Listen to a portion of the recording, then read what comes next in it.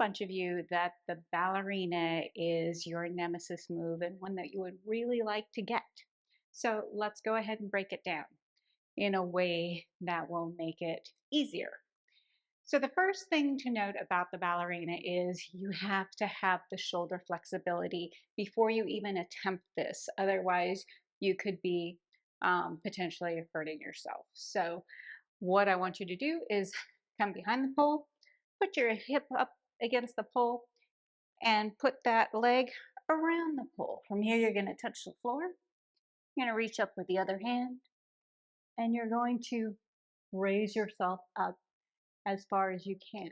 Ideally, you want your shoulder blade to touch the pole. If it's not, but it's close, you can still work on this. If it's not even close, you want to work on that flexibility before even attempting this move. All right, so try that on both sides. You never know which side might be a little more flexible.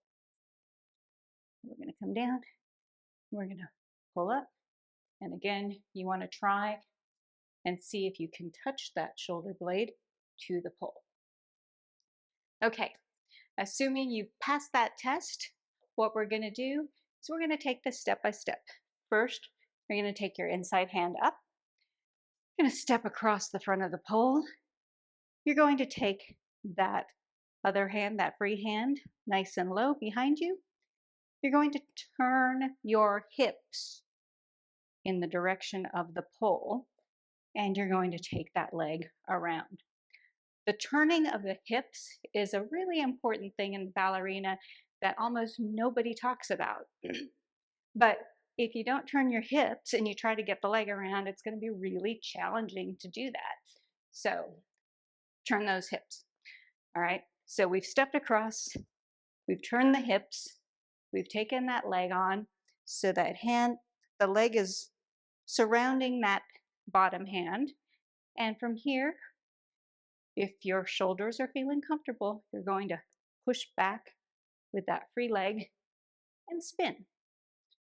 And this is your basic ballerina, but we're going to take it further. So the next thing I want you to do is I want you to stand at an angle on the side of the pole with one hand high, one hand low, and you're going to take that outside leg and you're going to swing it up and back, and you're going to go for a spin. Okay, that's going to help you get into the ballerina. So do that until that feels comfortable. Once again, you're on the side and you're swinging and you're spinning, and you want to make sure that your back is crossing the pole, that shoulder's as close as possible. Okay, if you got those two things down, we're going to put that together. We're going to take that inside foot up. You're going to grab the pole with that free hand as you swing the other leg up, and then you're going to swing around. You're going to turn the hips, and you're going to get that leg on. Okay? So once again, up, grab the pole, turn the hips towards the pole, and bring that leg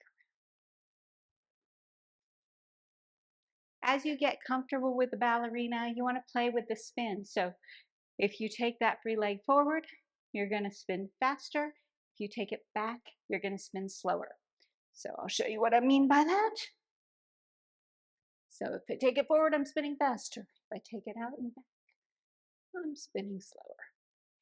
To come out of the ballerina, you're just going to unhook that one leg, come to the ground, and come on up.